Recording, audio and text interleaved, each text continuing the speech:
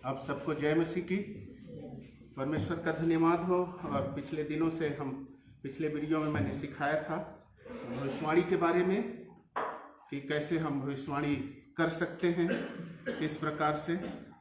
आज फिर से समय है कि हम फिर से सीखेंगे और आने वाले दिनों में कई महीने तक हम इस बारे में सीखते रहेंगे। भविष्यवाणी के वरदान के बारे में, पर्सनल प्रोफेसी के बारे में हम सीखते रहेंगे, सब सब्जेक्ट के बारे में। और मेरे साथ ऑनलाइन बने रहिए। स्पेशली उन लोगों के लिए ये मैसेज है जिन लोग वरदानों में बढ़ना चाहते हैं, परमेश्वर उन्हें बड़ी आशीष दे। तो आइए हम देखते हैं हाउ गिफ्ट्स आर गिवन। वरदान कैसे मिलते हैं इस बारे में हम देखने की कोशिश करेंगे। और जो मैं पिछले वीडियो में बताया था उससे अलग हम इस समय में सीखेंगे। पहला कुरिन्थियों के पुस्तक उसका 12 अध्याय और उसके 11वें वचन में इस प्रकार से लिखा हुआ है, परंतु ये सब प्रभावशाली कार्य वही एक आत्मा कराता है और जिसे जो चाहता है वह बांट देता है। परमेश्वर का धन्यवाद हो। परंतु ये सब प्रभावशाली कार्य वही एक आत्मा कराता है और जिसे जो चाहता है वह बांट देता है। अर्थात गिफ्ट गिवर, गिफ्ट देने वाला पवित्र आत्मा है। परमेश्वर का आत्मा वरदानों को देता है, चाहे वो किसी भी प्रकार का वरदान हो। एक ही आत्मा के द्वारा वरदान मिलते हैं। एक बार फिर से मैं वचन को पढ़ता हूं, परंतु यह सब प्रभावशाली कार्य वही एक आत्मा कराता है, जिसे जो चाहता है वह बांट देता है। नया जन्म के द्वारा, जैसा कि वचन बताता है कि कोई भी, रोमियो की पत्री बताता है कि कोई भी बिना पवित्र आत्मा के यीशु को प्रभु करके ग्रहण नहीं कर सकता है। नया जन्म के द्वारा जो हमें आत्मा दी जाती है उसी के द्वारा ही ये सब प्रभावशाली कार्य कराने के लिए, मसीह के देह को मजबूत बनाने के लिए पवित्र आत्मा हमें वरदान देता है। बहुत सारे लोगों का ऐसा मत है कि चूंकि वरदानों का देने वाला परमेश्वर का आत्मा है, इसलिए आत्मा अपनी मर्जी के अनुसार वरदानों को देता है। लेकिन और भी वचनों को हम यदि देखें, 12:31 को देखें, क्या सब अनुवाद करते हैं, तुम बड़े से बड़े वरदानों की धुन में रहो। पवित्र आत्मा वरदान तो देता है, लेकिन उन लोगों को देता है जो वरदानों की खोज में रहते हैं, जो उसके धुन में रहते हैं। और पिछले वीडियो में मैंने बताया था मूसा का उदाहरण, जलती झाड़ी को जब मूसा ने देखा वो आकृष्ट हुआ। हम परमेश्वर की ओर जब आकृष्ट होते हैं और वरदानों को खोजने के धुन में लग जाते हैं, तो परमेश्वर हमें उस वरदानों को हमारे जीवन में बढ़ाता है। क्या सब अनुवाद करते हैं, तुम बड़े से बड़े वरदानों की धुन में रहो।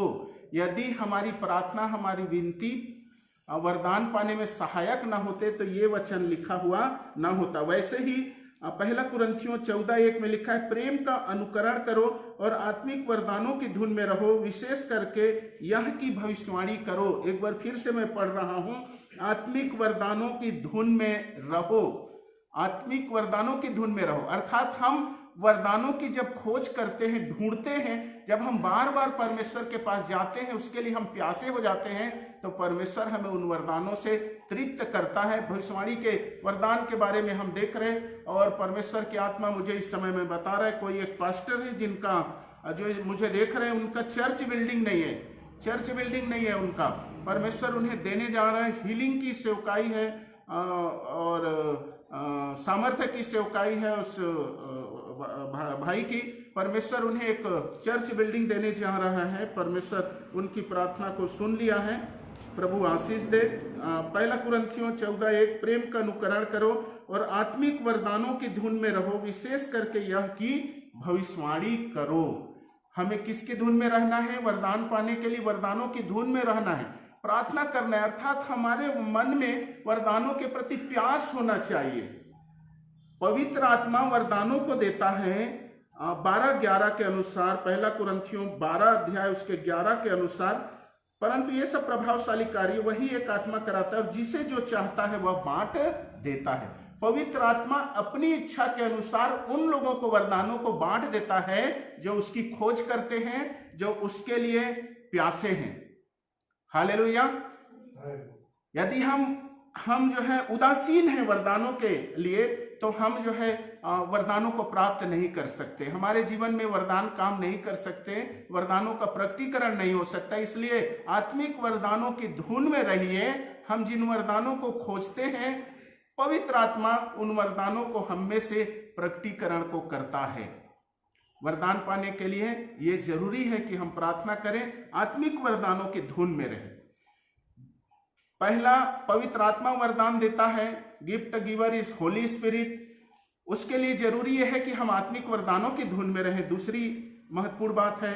तीसरी महत्वपूर्ण बात हम देखेंगे अपोस्टोलिक इम्पार्टेशन। दूसरा तीमुथियुस 1 अध्याय का 6 वचन को हम देखते हैं। दूसरा तीमुथियुस 1 अध्याय उसका 6 वचन को देखते हैं, उसमें क्या बताया है।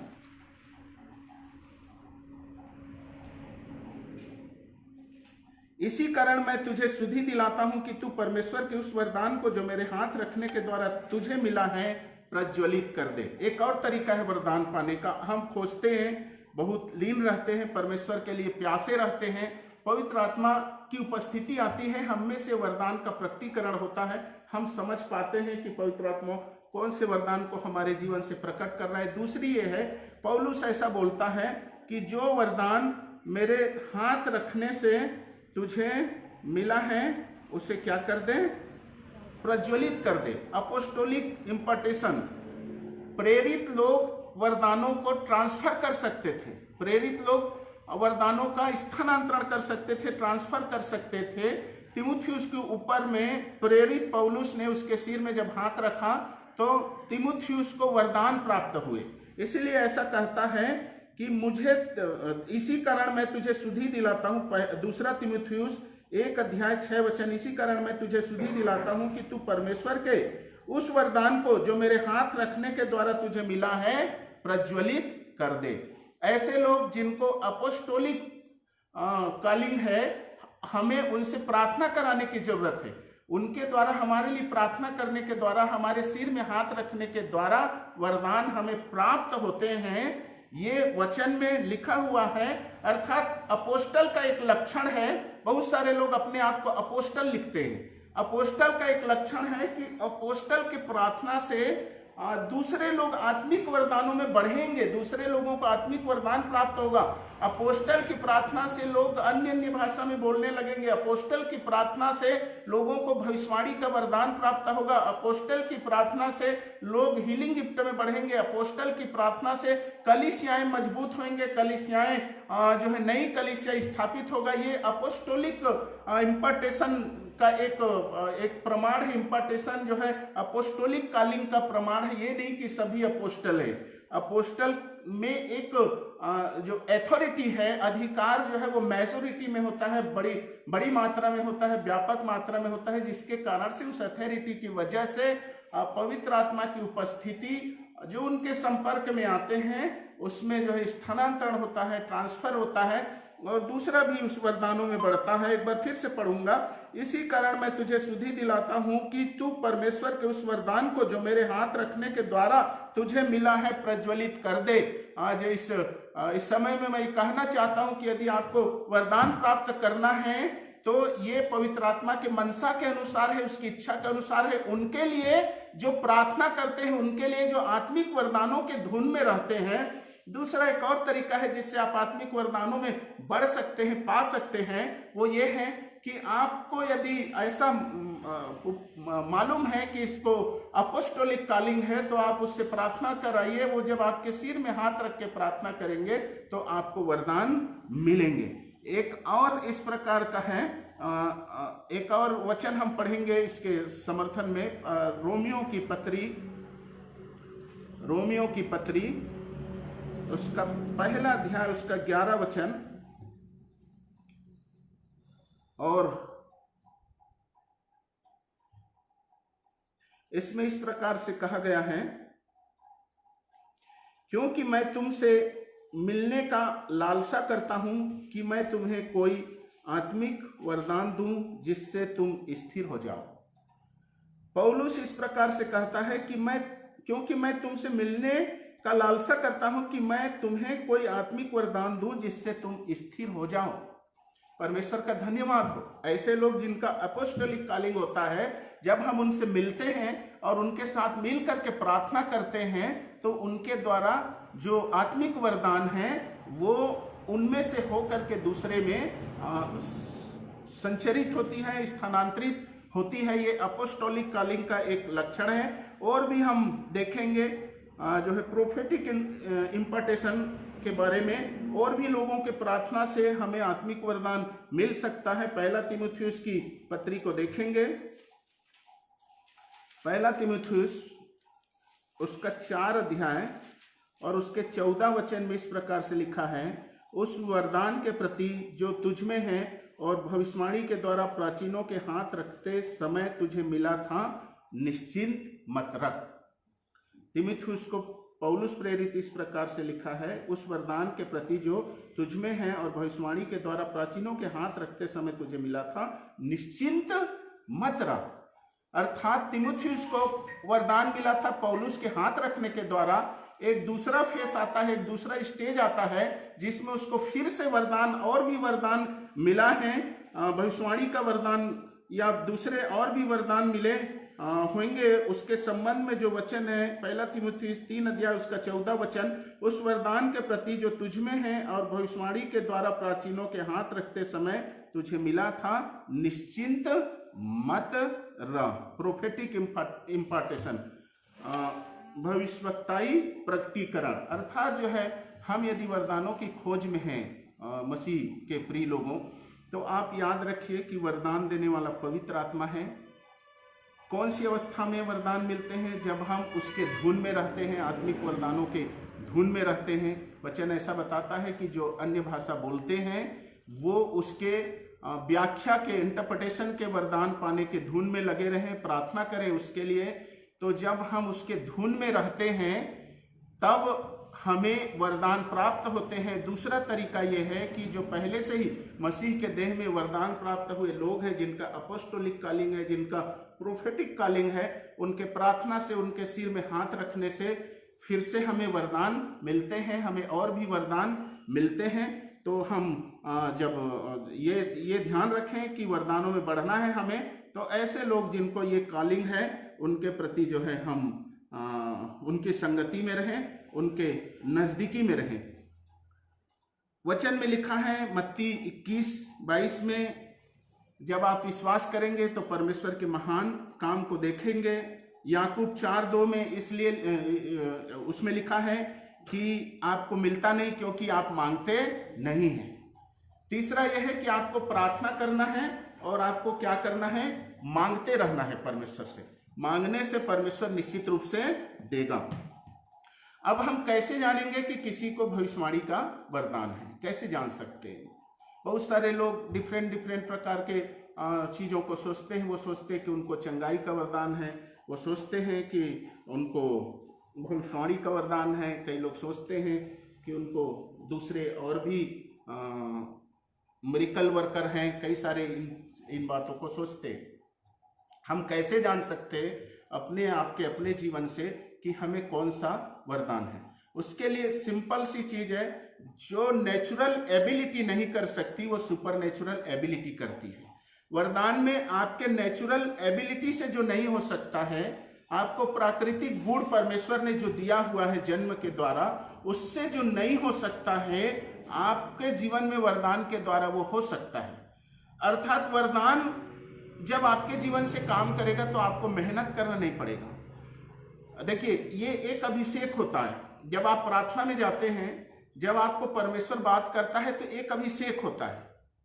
उस अभिषेक के द्वारा आप एक सुपरनेचुरल फेस में, एक सुपरनेचुरल फेस में पहुंचा दिए जाते हैं, और जिसके द्वारा आप सुपरनेचुरली ऑपरेट होने लगते हैं। जब सुपरनेचुरली ऑपरेट होने लगते हैं, आपको किसी के लिए भविष्यवाणी की बातें कहने के लिए कोई भी प्रयास करने की जरूरत नहीं। यदि आप सोचते हैं कि आपको चंगाई का वरदान है और आप बहुत प्रयास करते हैं, तो आप चंगाई का वरदान नहीं। यदि आप सोचते हैं कि आपको भविष्यवाणी का वरदान है और आप प्रयास करते हैं, मेहनत करते हैं उसके लिए, तो आपको नहीं। वरदान के लेवल में आप जाएंगे तो वो अपने आप उस अभिषेक में ऑपरेट होने लगता है। आप नेचुरल से सुपर नेचुरल में जब जाएंगे तो वरदान अपने आप ऑपरेट होने लगता है। अपने आप लोग जब सामने आएंगे तो उनके बारे में परमेश्वर आपको बताने लगता है, बात करने लगता है। बस आपको उसको रिलीज करना है, आप उसको रिविलेशन आपको प्राप्त होने लगता है, उसको बस आपको रिलीज करना है। प्रकाशन जो आपको प्राप्त हो रहे हैं उसको आपको रिलीज करना है। जब आप अभिषेक में रहेंगे तो जो प्रकाशन प्राप्त हो रहा है उसका आप इंटरप्रेट कर पाएंगे, उसको आप समझ पाएंगे। क्योंकि कई प्रकाशन तो एकदम सिंपल होता है, लेकिन कई प्रकाशन कॉम्प्लेक्स होता है। किसी एक भाई है जो मुझे ऑनलाइन देख रहे हैं, उनके या उनकी पत्नी के पेट में दर्द होता है। परमेश्वर उन्हें यीशु मसीह के नाम से चंगाई दे। किसी के कोई एक भाई है मुझे ऑनलाइन देख रहे हैं, उनके पत्नी के पेट में बाएं तरफ के हिस्से में दर्द होता है। परमेश्वर आप उन्हें चंगाई दे, छुटकारा दे। परमेश्वर का धन्यवाद हो। मैं ये बता रहा था कि आपकी जो नेचुरल एबिलिटी नहीं कर सकता है, जब आपके जीवन में वो वरदान काम आएंगे। चंगा करने वाला ऐसा नहीं है कि उसके लिए कोई विशेष कठिन बात है। एक अभिषेक होता है, जब आप उस अभिषेक को ये समझ जाते हैं, प्रोफेटिक अनॉइंटिंग होती है। जब आप नेचुरल रीम से उस सुपर नेचुरल रीम में, उस प्रोफेटिक अनॉइंटिंग के रीम में आप पहुंच जाते हैं तो अपने आप वो आपके साथ होने लगता है। आपको क्या करना है कि बस उस अनॉइंटिंग में आपके साथ में बने रहना है, उस अभिषेक में बने रहना है। क्योंकि यदि आप कार्नल माइंड के हैं, आप शारीरिक दिमाग के हैं, तो आप उस अभिषेक में बने नहीं रहेंगे। आपके अंदर में कई सारे विचार आएंगे और आप उस अभिषेक से बाहर चले जाएंगे, जिससे आप प्रोफेटिक अनॉइंटिंग में नहीं रह पाएंगे और आपके मुंह से भविष्यवाणी के वचन नहीं मिल पाएगा। आपको रिवलेशन मिलेगा लेकिन आप उसका इंटरप्रिटेशन नहीं कर पाएंगे।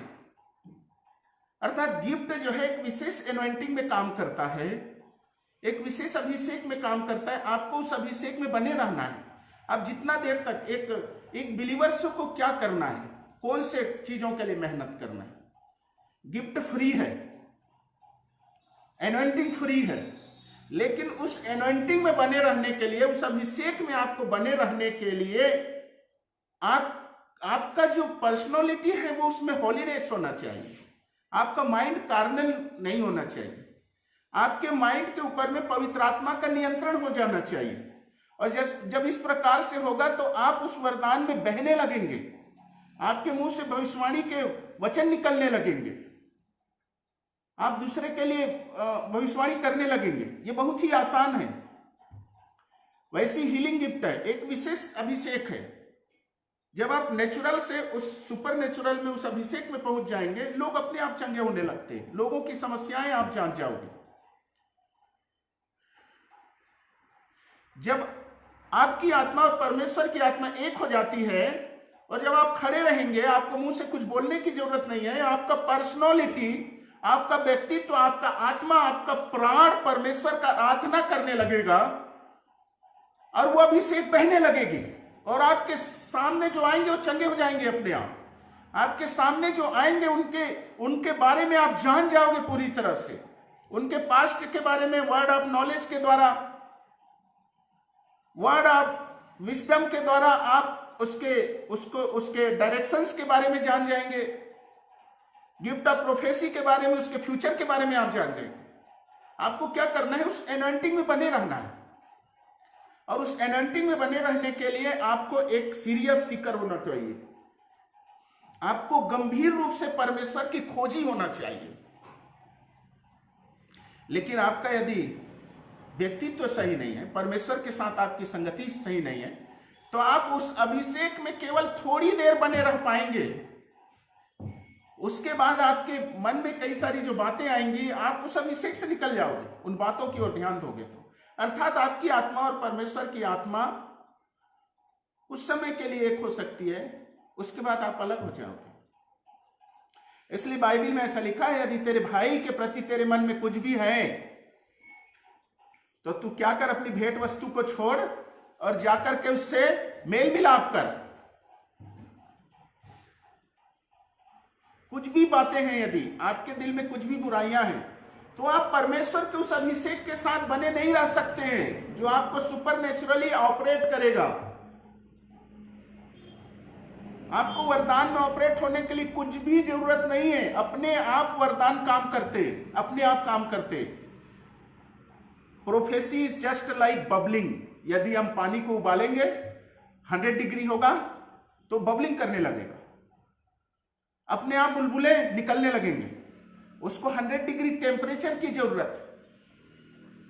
वैसी भविष्यवक्ता जब सेवकाई करता है, उसको उस भविष्यवाणी के अभिषेक की जरूरत है। जब वो उस अभिषेक में पहुंच जाता है तो अपने आप ही उसको प्रकाशन मिलने लगता है। बहुत दिन पहले की बात है, जब मैं एक बार 40 दिन के उपवास में था और उस समय मेरे पास में बहुत सारे जवान बच्चे लोग आते थे और मुझे बाइबल के बारे में बहुत ज़्यादा समझ भी नहीं था, मुझे वचनों का उतना प्रकाशन नहीं था। और एक भाई है जो अभी एग्रीकल्चर डिपार्टमेंट में सर्विस में है, उस समय में वो पढ़ता था, मेरे पास आया और उसने बाइबल से कुछ क्वेश्चन किया और मुझे नहीं मालूम था कि मुझे उसका क्या उत्तर देना है, मुझे बिल्कुल भी नहीं मालूम था। लेकिन मैं घबराया नहीं, उपवास में था और मैं सोचता हूँ मेरा 12वां दिन का उपवास था 40 दिन में। और जब मैं चुपचाप बैठे था और उसके बातों को सोच रहा था, लेकिन मैं मन में परमेश्वर को, मन में अंदर से परमेश्वर की आराधना कर रहा था और परमेश्वर के साथ मेरा जुड़ाव हो गया। अचानक से एक सामर्थ्य बही, एक आग सी लहर बही जो मेरे सिर को छुआ, जिससे मेरा सिर एकदम हल्का हो गया और मुझे ऐसा लगा कि मेरे अंदर में प्रकाश भर गया है। और मुझे उस भाई के क्वेश्चन का उत्तर अपने दिमाग में सूझने लगा, मुझे ये पता चलने लगा कि मुझे क्या उत्तर देना है। और मैंने उसका इस प्रकार से, मैं अपने शुरुआती समय में जब मैं वरदानों का प्रैक्टिस करता था, मुझे नहीं मालूम रहता था कि मुझे क्या बोलना है। और बाइबल में ऐसा लिखा है, यीशु मसीह अपने चेलों से कहते हैं कि जाओ और जिस समय में, जिस जगह में तुम्हें जो बोलना होगा वो बता दिया जाएगा। ऑनलाइन व्यूअर्स, मैं आपको ये बताना चाहता हूं कि परमेश्वर का आत्मा आपको डिफरेंट बना देगा, परमेश्वर का आत्मा आपको समझ देगा। आपके पास चाहे कोई भी क्वेश्चन हो, कोई भी क्वेश्चन करे, आपको पवित्र आत्मा समझ देगा। और उस समय में जितने लोग भी आते थे मेरे पास में, मैं इसी प्रकार से बस शांत हो जाता था और शांत होकर के अंदर से, मेरे मुंह से शब्द भी नहीं निकलते थे, अंदर से आराधना करता था और वही अभिषेक आता था। एक आग की लहर आती थी और मुझे स्पर्श करता था और मेरे दिमाग में उसका उत्तर आ जाता था और मैं उसको फिर बोलता था और लोगों को अचंभा होता था कि इसे कैसे मालूम। तब मैंने ये रहना सीखा प्रोफेटिक एडेंटिंग में, उसको बना के रखना है। अभिषेक को पाना बड़ा आसान है, उसमें बने रहना बहुत ही कठिन बात है। और बाइबल में ऐसा लिखा है, माउस के मार्ग में यीशु मसीह चेलों के साथ में जा रहे थे और उसने यशायाह की पुस्तक से लेकर के मसीह के दुख उठाने के बारे में बहुत सारी बातों को उन्हें बताया। और ऐसा लिखा है कि पवित्र शास्त्र समझने के लिए, पुनरुत्थान के बाद के यीशु के बारे में मैं बात कर रहा हूं, और पवित्र शास्त्र समझने के लिए उनकी बुद्धि को खोल दी। जब आप उस अभिषेक में रहते हैं, उस अभिषेक के प्रभाव से, उस अभिषेक के प्रवाह से, उस अभिषेक के फ्लो होने से आपकी बुद्धि खुल जाती है। आप में प्रकाश का आत्मा काम करने लगता है, आप में ज्ञान का आत्मा काम करने लगता है, आप में वरदान काम करने लगते हैं, रिविलेटरी गिफ्ट काम करने लगते हैं और आप लोगों के बारे में जान जाते हैं, उनकी परिस्थितियों के बारे में जान जाते हैं, आप उनके बारे में बताने लगते हैं। ये सुपर नेचुरल है, इसमें आपको कुछ मेहनत करने की जरूरत नहीं है, आपको कुछ भी प्रयास करने की जरूरत नहीं। यदि आपको किसी चीज के लिए प्रयास करना पड़ रहा है तो ये सुपर नेचुरल नहीं है। आपको अपने नेचुरल बीइंग को उस सुपर नेचुरल बीइंग अर्थात परमेश्वर को सौंप देना है। और जब आप पूरी तरह से सौंप देंगे, आप में से होकर के वो वरदान काम करने लगेगा। बहुत कोई एक भाई है ऑनलाइन मेरे साथ में, मुझे देख रहे हैं, पता नहीं कौन है, परमेश्वर का आत्मा बता रहा है कि उसे वरदानों की बहुत जरूरत है, वो खोज रहा है बहुत ज्यादा। परमेश्वर उसे देने जा रहा है, परमेश्वर उसे देने जा रहा है। आमीन। आपको उस अभिषेक में बने रहना है। जब आप उस अभिषेक को बनाए रखने के लिए आपको सीखना क्या है, आपको प्रेयर क्यों करना है, आपको पवित्र आत्मा की संगति में क्यों रहना है, क्या करना है, प्रार्थना की क्या जरूरत है। आप वो जरूरत ये है कि आप ये सीखते हैं कि पवित्र आत्मा की उपस्थिति को बनाए रखने के लिए आप में से क्या क्या विचार है जिसे दूर जाना है। और ये एक दिन का काम नहीं है। हो सकता है परमेश्वर की उपस्थिति को आने में पहले दिन 7 से 8 घंटा लग जाए, और जब आप सीख जाएंगे कि क्या कैसे प्रार्थना करने से आप परमेश्वर के साथ जुड़ जाते हैं, वो आपके दूसरे दिन काम आएगा। दूसरे दिन जब आप वैसा प्रार्थना करेंगे तो 2 घंटे में, हो सकता है आधा घंटे में परमेश्वर की उपस्थिति आ जाए। 15 से 20 दिन बाद की आपकी प्रार्थना में आपको मैं बता रहा हूं 2 से 3 मिनट में परमेश्वर की बहने वाली उपस्थिति आ जाएगी, बशर्ते आपको डेली प्रार्थना करने की जरूरत है। हम एक वचन को देखते हैं, प्रकाशित वाक्य की पुस्तक 1 अध्याय उसका 10 वचन में इस प्रकार से लिखा है, मैं प्रभु के दिन आत्मा में आ गया और अपने पीछे तुरही का सा बड़ा शब्द यह कहते सुना, जो कुछ तू देखता है उसे पुस्तक में लिखकर 7 कलीसियाओं के पास भेज दे। यूहन्ना पतमुस नामक टापू में था।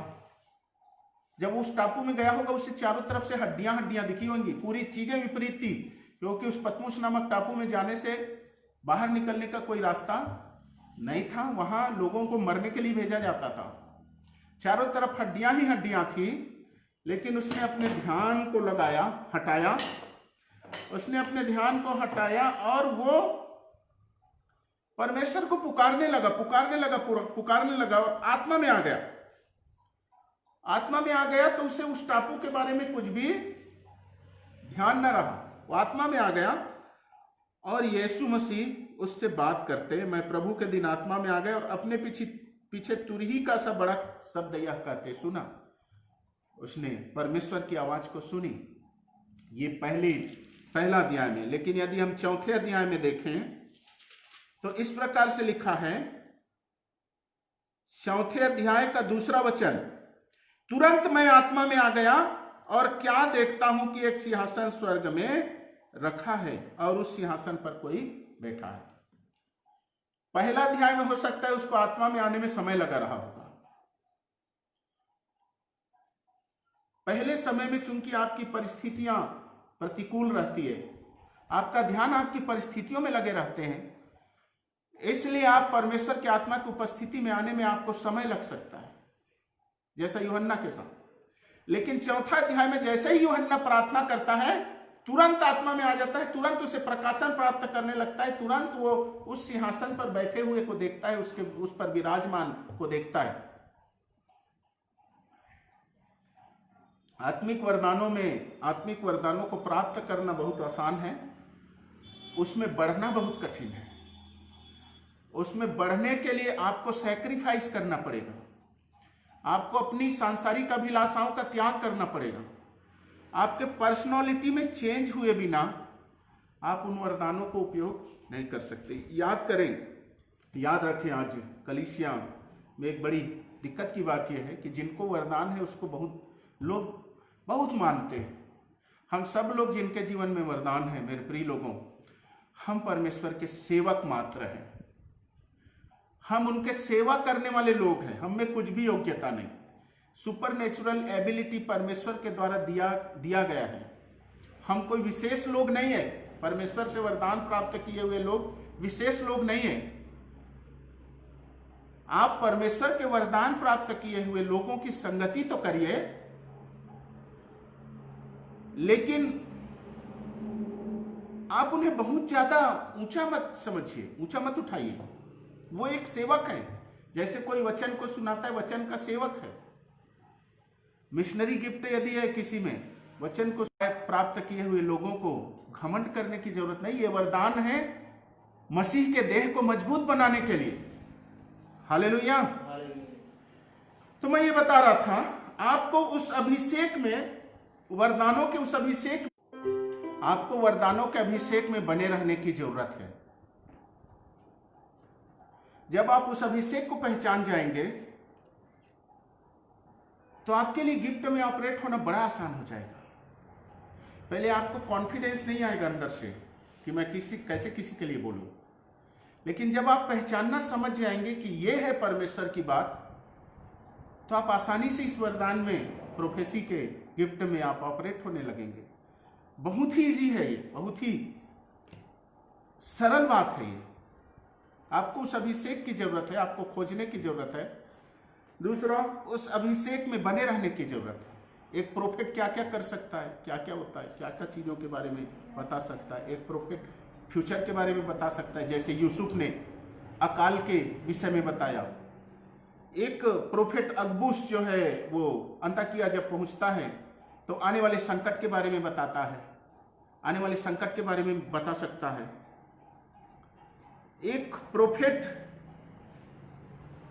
परमेश्वर की मनसा को बता सकता है, जैसे कि कई जगह लिखा हुआ है, मैं बता रहा हूं। योएल के पुस्तक 1:14, 2:12-15, मरकुस 2:18-20 में एक भविष्यवक्ता बताता है कि लोगों को कब उपवास रहना है। एक भविष्यवक्ता बता सकता है यशायाह 57:1 से, जैसा लिखा है कि धर्मी लोग क्यों जल्दी मर जाते हैं। उसमें धर्मी वो क्वेश्चन करता है, परमेश्वर उसे उत्तर देता है, धर्मी की मृत्यु क्यों जल्दी हो गई, और उसे बताता है। आगे एक भविष्यवक्ता रिवील कर सकता है कि आपके लगातार वचन पढ़ने, प्रार्थना करने, उपवास रखने के बाद भी आपके जीवन के बंधन क्यों नहीं टूट रहे। जैसे यशायाह 58 अध्याय में यशायाह बोलता है कि जो उपवास आजकल तुम रखते हो, और वो बताता है कि सारे अधर्म की बातें आप दिल में रख करके उपवास रखते हो, इसलिए परमेश्वर जो है सुनता नहीं है। यहूदी लोग बहुत सारे धार्मिक कामों को करते थे, परमेश्वर की आराधना भी करते थे, लेकिन आशीष नहीं पाते थे। तो एक भविष्यवक्ता आपके हृदय के कंडीशन के बारे में बता सकता है, वर्ड ऑफ नॉलेज का यूज करके बहुत सारी चीजें। अर्थात एक भविष्यवक्ता आपके सभी कुछ के बारे में प्रकाशन प्राप्त कर सकता है, सब चीजों के बारे में।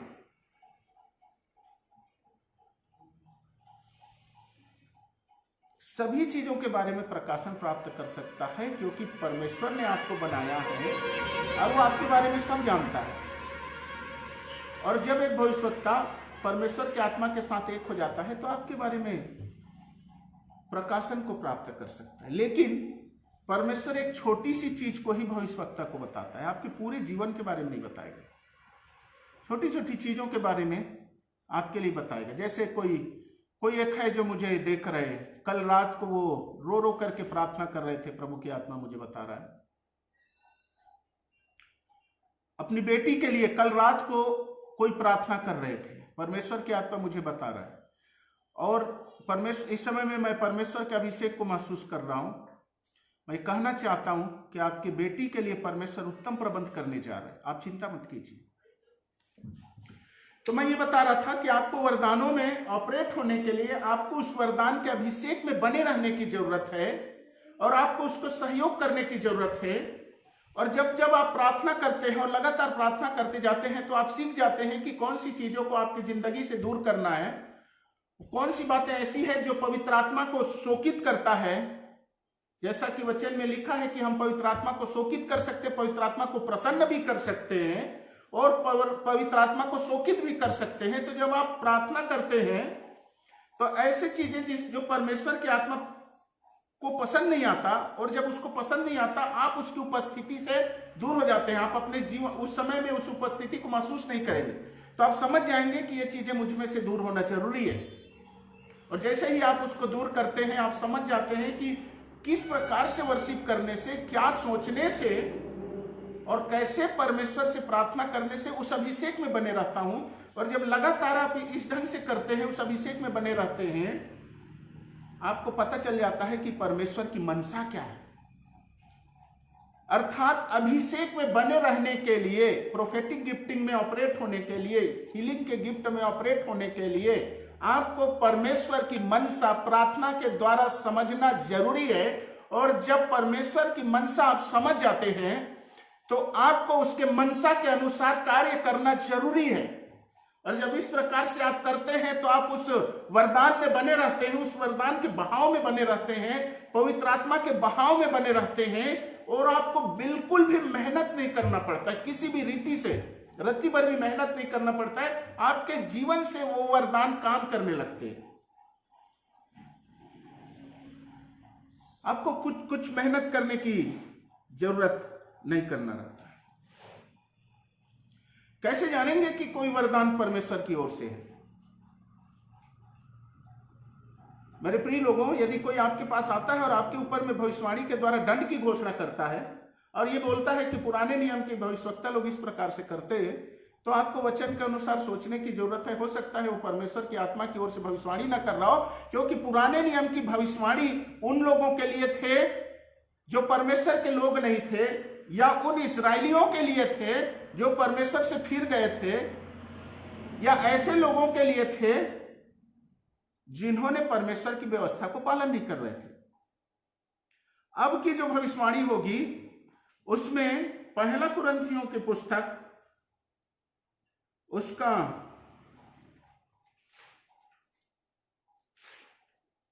14 अध्याय का 3 वचन, परंतु जो भविष्यवाणी करता है मनुष्यों से उन्नति, उपदेश और शांति की बातें करता है। एक भविष्यवक्ता के भविष्यवाणी से आपकी उन्नति होगी,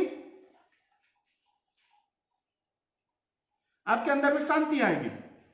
भविष्यवक्ता यदि आपसे चेतावनी की बात करता है, परमेश्वर की ओर से कुछ बड़ी आपदा की बात करता है, तो वो उसके अनुग्रह की भी बात करेगा। वो बताएगा कि आपके लिए परमेश्वर की आगे की योजना क्या है। कोई एक भाई है जो बहुत ही पिछले दिनों में काफी ऐसी स्थिति में थे जिसे बोलने का नहीं है, लेकिन परमेश्वर की आत्मा मुझे बता रहा है कि परमेश्वर उन्हें उठाने जा रहा है, उन्हें व्यवस्थित करने जा रहा है। परमेश्वर आपके बारे में बात करेगा। यदि कोई ऐसी बातें निकलती है जो कि आपके विपरीत जा रहा है, तो उसके साथ साथ आपके लिए उन्नति की भी बात करेगा। अर्थात भविष्यवाणी, भविष्यवक्ता और श्रोता जिसके लिए भविष्यवाणी की जा रही है, उसके लिए, भविष्यवक्ता और श्रोता दोनों के लिए ईश्वरीय आनंद और विश्वास पैदा करेगा। यदि आनंद और विश्वास पैदा नहीं होता है तो इस भविष्यवाणी को परखने की जरूरत है। हमें सोचने की जरूरत है कि यह भविष्यवाणी परमेश्वर की ओर से है कि नहीं। कैसे आप भविष्यवाणी का वरदान प्राप्त कर सकते हैं?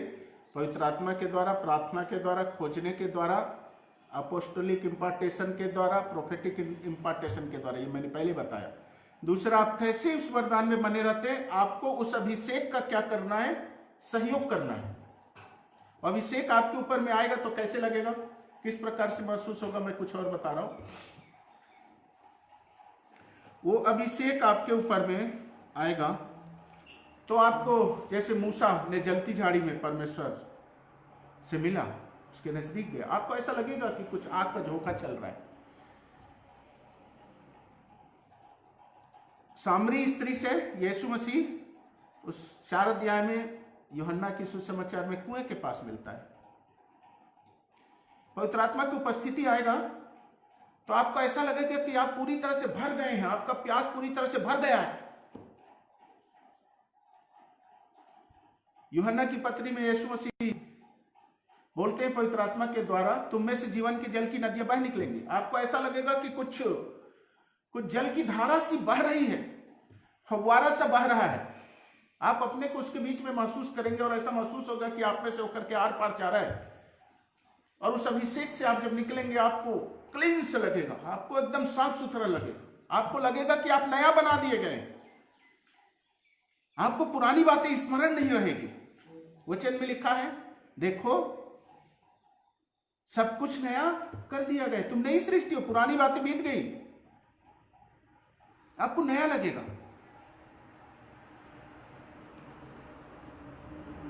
आपको ऐसा लगेगा कि जैसे बारिश की जो बूंदे होती उस टाइप का लगेगा। कभी कभी आपको ऐसा लगेगा कि आप बादलों के बीच में, यशायाह की पुस्तक 6 अध्याय को हम देखेंगे, मंदिर जो है परमेश्वर की तेज से क्या हो गया, भर गया था। और सुलेमान के मंदिर के उद्घाटन के समय में हम देखेंगे कि गवैये लोग और याजक लोग जब मंदिर में जाते हैं, परमेश्वर की आराधना करते हैं, तो परमेश्वर की महिमा उतरती है, जिससे वहां धुएं के बादल के जैसे हो जाता है और आर पार नहीं दिखता है। आपको ऐसा महसूस होगा, क्या बादलों के बीच में या अभिषेक में महसूस होगा आपको। जब आप प्रार्थना में रहेंगे तो, और वरदान काम करने लगेंगे, आपको कुछ मेहनत करने की जरूरत नहीं है। उसकी उपस्थिति को बनाए रखने के लिए आपको अपने व्यक्तित्व को इस ढंग से करना है कि आपकी आत्मा और परमेश्वर की आत्मा एक हो जाए। एकता में चलना है आपको। जितना आप एक रहेंगे उतना परमेश्वर की उपस्थिति रहेगा, उतना अभिषेक बहेगा, उतने ही क्लियर आप परमेश्वर के प्रकाशन को प्राप्त कर सकते हैं, उतने ही क्लियर आप भविष्यवाणी के वचन को प्राप्त कर सकते हैं, उतने ही क्लियर आप उसको समझ सकते हैं, इंटरप्रेट कर सकते हैं उस प्रकाशन का, रिवलेशन का, और किसी के लिए बोल सकते सही इंटरप्रेट करके। आपको मालूम है अगबुस ने जो है वो भविष्यवाणी किया प्रेरितों के काम 21 अध्याय में। एक पटका लिया, अपने कमर से बांधा, और उसने जो भविष्यवाणी किया उसका पौलुस ने अलग इंटरप्रिटेशन किया, और जो उसके साथ में थे वो लोग अलग इंटरप्रेट किए। मैं बता रहा हूं प्रेरितों के काम 21 अध्याय से।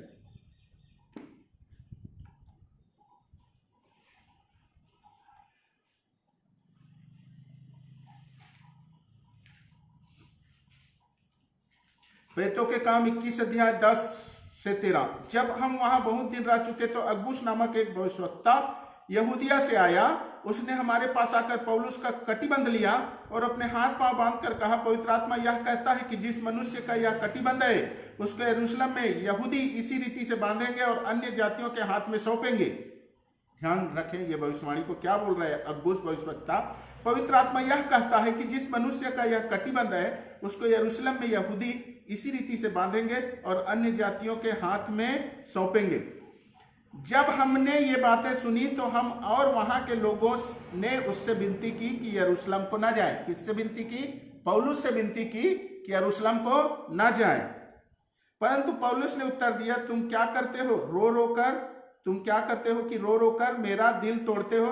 मैं तो प्रभु यीशु के नाम के लिए यरूशलेम में न केवल बांधे जाने ही के लिए वरन मरने के लिए भी तैयार हूं। अगबुस एक भविष्यवक्ता, वो बताता है कि पौलुस के साथ क्या होने वाला है, और पौलुस के साथी लोग उस समय में बड़े व्याकुल हो जाते हैं और पौलुस को बोलते हैं कि ना जाए। वो सही से उसका इंटरप्रेट नहीं करते हैं, लेकिन पौलुस जानता है कि पौलुस को जिस समय में बुलाहट दी गई उस समय में उसके जीवन के लिए उद्देश्य था कि अन्य जातियों के बीच में वो एक गवाह ठहरेगा। उसे सताया जाएगा, उसको मालूम था अपने सताव के बारे में। पौलुस ने सही से इंटरप्रेट किया। प्रकाशन प्राप्त करना आसान है, लेकिन उसकी उपस्थिति के बिना आप उस प्रकाशन का इंटरप्रिटेशन नहीं कर सकते, सही से इंटरप्रेट नहीं कर सकते। दो अलग लोग, एक ग्रुप पौलुस के साथी लोग उसको अलग इंटरप्रेट करते हैं और पौलुस उसको अलग इंटरप्रेट करता है। पौलुस उसको सही तरीके से इंटरप्रेट करता है। तो इंटरप्रिटेशन बहुत जरूरी है, सही इंटरप्रिटेशन। अब हमने ये समझ लिया है कि हम भविष्यवाणी के वरदान को कैसे प्राप्त कर सकते हैं। अब सवाल ये है कि हम भविष्यवाणी के वरदान में कैसे आगे बढ़ें, कैसे क्या कर सकते हैं, किस ढंग से हम भविष्यवाणी के वरदान में बढ़ सकते हैं। नीति वचन 15 अध्याय का 22 वचन मैं पढ़ता हूं। परमेश्वर का धन्यवाद हो, आज जो हमें ऑनलाइन देख रहे हैं, परमेश्वर उन्हें आशीष दे। यदि आपको ये शिक्षा बहुत ही अच्छा लग रहा है तो आपके मोबाइल के नीचे में शेयर करके एक कैप्शन दिखा रहा है, उसे आप क्लिक करके अपने मित्रों को शेयर कर सकते हैं जो वरदानों को सीखने के लिए प्यासे हों, वरदानों के बारे में सीखने के लिए चाहते हो आप उन्हें कर सकते हैं, ताकि और भी लोग इस वीडियो से सीखें। 15-22 नीति वचन, बिना सम्मति की कल्पनाएं निष्फल हुआ करती हैं, परंतु बहुत से मंत्रियों की सम्मति से बात ठहरती है। हालेलुया। यदि आपको वरदानों में बढ़ना है और आप बिगनर हैं, तो सबसे पहले आप एक मैच्योर पर्सन, जो वरदान में मैच्योर है, जिस वरदान में, उसकी आप संगति कीजिए। एक ग्रुप बनाइए जो वरदानों के खोजी हैं। हो सकता है 10 लोग हो सकते हैं, 12 लोग हो सकते हैं, 15 लोग हो सकते हैं। आप ग्रुप बनाइए और वहां परमेश्वर की आराधना कीजिए, वर्शिप कीजिए। ऐसे लोगों का ग्रुप हो जो प्यासे हो वरदानों के लिए, जो स्पिरिचुअल गिफ्ट्स में बिलीव नहीं करते, उनका ग्रुप नहीं। ऐसे लोग जो स्पिरिचुअल गिफ्ट्स में बिलीव करते हैं और स्पिरिचुअल गिफ्ट्स पाना चाहते हैं, ग्रुप बनाइए। आपका जो ग्रुप लीडर हो मैच्योर हो। परमेश्वर की आराधना कीजिए, परमेश्वर की स्तुति कीजिए। 10-15 मिनट, 20 मिनट स्तुति करने के बाद में वरदानों के संबंध में परमेश्वर ने वचन में क्या बोला है, इसके बारे में आप लोग चर्चा कीजिए। चर्चा करने के बाद फिर परमेश्वर की आराधना कीजिए, और उस आराधना के बाद में एक दूसरे के लिए आप भविष्यवाणी करें, या अन्य चंगाई का वरदान है, चंगाई की प्रार्थना करें। जब आप एक दूसरे के बारे में बताते हैं, यदि करेक्ट होता है, तो आप समझें कि आपने परमेश्वर की बातों को सुनना शुरू किया है। आपको मैच्योर होने की जरूरत है। यदि आपका जो बोला हुआ बात है वो सही नहीं है, इसका मतलब यह है कि आपको बहुत और प्रार्थना करने की जरूरत है। इस प्रकार से ग्रुप में प्रार्थना करिए, महीनों प्रार्थना करिए, और अपने वरदानों को डेवलप करिए। कलीसिया में सेवकाई करने से पहले, कलीसिया के लोगों को भविष्यवाणी के वचन देने से पहले आपको बहुत ही प्रैक्टिस की जरूरत है। आपको परमेश्वर की मनसा को पहचानने की जरूरत है, परमेश्वर के आवाज को पहचानने की जरूरत है। इस प्रकार से आपके वरदान डेवलप होंगे, धीरे धीरे धीरे धीरे डेवलप होंगे, और आप समझ सकते परमेश्वर की मनसा क्या है, परमेश्वर किस प्रकार से बातें करता है। धीरे धीरे आप समझेंगे और वरदानों में बढ़िए, बढ़ते जाइए, बढ़ते जाइए। और जब आप के जीवन से वरदान ऑपरेट होने लगते हैं, हो सकता है आपसे गलतियां हों, इस कारण से क्योंकि आप पूरी तरह से अपने कार्नल माइंड से सेपरेट नहीं हुए हैं, इसलिए हो सकता है आपसे चूक हो जाए। जैसे अगबुस के समय में पौलुस के साथी लोगों को इंटरप्रेट करने में चूक हो गया। हो सकता है चूक हो, चूक से रुकिए नहीं। आपको रुकने की जरूरत नहीं है, आपको आगे बढ़ने की जरूरत है। और जब आप आगे बढ़ते जाएंगे, एक स्थिति ऐसे आएगी कि आप गिफ्ट में ऑपरेट होंगे और मैच्योरिटी को प्राप्त करेंगे। परमेश्वर का धन्यवाद हो आज के समय के लिए। अगले संडे फिर मैं इस गिफ्ट के बारे में बताऊंगा। अगला पार्ट होगा जो है, जिसमें हम परमेश्वर की आवाज़ को किस प्रकार सुन सकते हैं, इसके बारे में बताएंगे। इस समय में प्रार्थना का समय है। हालेलुया। धन्यवाद पिता परमेश्वर, जितने लोगों ने आज ऑनलाइन इस प्रोग्राम को देखा है, पिता परमेश्वर आप बड़ी आशीष को दीजिए। चर्च के लोगों को पिता परमेश्वर, उन लोगों को पिता परमेश्वर हालेलुया धन्यवाद देते। किसी का कोई परिवारजन लॉकडाउन में बाहर फंस गया है, प्रार्थना कर रहे हैं यीशु के नाम से पिता परमेश्वर, सब बातें उनके लिए नॉर्मल हो जाए, वापस आने पाए पिता परमेश्वर। किसी को बेबी कंसीव करने में प्रॉब्लम है, यीशु के नाम से परमेश्वर पिता हम पिता परमेश्वर उस माँ को आशीष देते, पिता परमेश्वर उस बहन को आशीष देते, माँ बनने में आप सहायता कीजिए पिता परमेश्वर। हालेलुया धन्यवाद देते। किसी के पिता परमेश्वर घुटने में दर्द होता है, यीशु के नाम से छूट जाए इस कमजोरी से पिता परमेश्वर। हालेलुया धन्यवाद देते पिता परमेश्वर। कुछ लोगों की सेवकाई को आप बदलने जा रहे हैं, बढ़ाने जा रहे हैं पिता परमेश्वर, बड़ी बरकत देने जा रहे हैं पिता परमेश्वर। धन्यवाद देते। कुछ लोगों की सेवकाई को आप बढ़ाने जा रहे हैं पिता परमेश्वर, इसलिए धन्यवाद परमेश्वर पिता। धन्यवाद पिता परमेश्वर, धन्यवाद पिता परमेश्वर। बड़ी आशीष को दीजिए परमेश्वर पिता, आपकी महिमा होने पाए। धन्यवाद देते, बिनती यीशु के नाम से मांगते, आमीन।